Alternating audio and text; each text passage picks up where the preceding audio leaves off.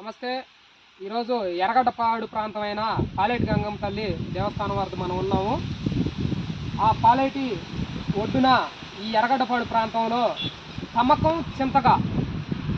చింతగా ప్రసిద్ధిగాంచిన ఈ ప్రదేశం ఇక్కడ కాటమరాజు సింహాసనం అధిష్ఠించి ఇక్కడ నుంచి యుద్ధ రచన చేశాడు. యుద్ధానికి సంబంధించిన ఆయుధాలు అయితేనేమి, ఆ యుద్ధానికి కావాల్సిన అనేక విధమైన పరివారాన్ని ఇక్కడ నుంచే తను యుద్ధ పంపకాలు చేశాడని ఇక్కడ చారిత్రక ఆధారాలు ఉన్నవి.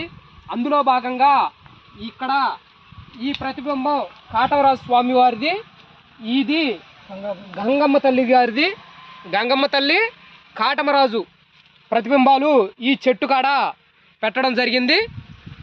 ఈ ప్రాంతాన్నే తమ్మకం చింతగా పిలుస్తారు.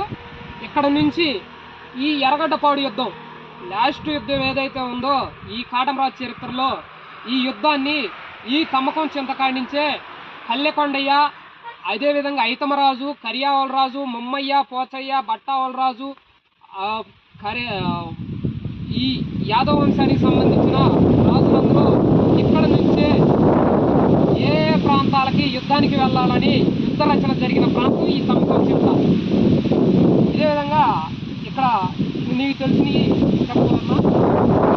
అంటే తమ్మకం చింత అంటే తమ్మకం అనగా సింహాసనం, చింత అనగా చెట్టు.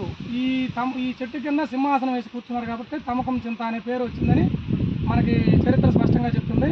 అలాగే యుద్ధ రచనలు అంటే కాటమరాజు చరిత్రలో నాడు మహాభారతంలో భీష్ముడి మాదిరిగా ఈ యాదవ భారతంలోని పల్లికొండ అనే అతను వ్యూహంతో యుద్ధ పంపులు జరగాలని బావ పల్లికొండ యుద్ధాన్ని ఎలా జరగాలో వివరించమని చెప్పగా, పల్లికొండ గారు కాటమరాజు ఆజ్ఞ మేర యుద్ధ రచనలు ఇక్కడే జరిగినాయి.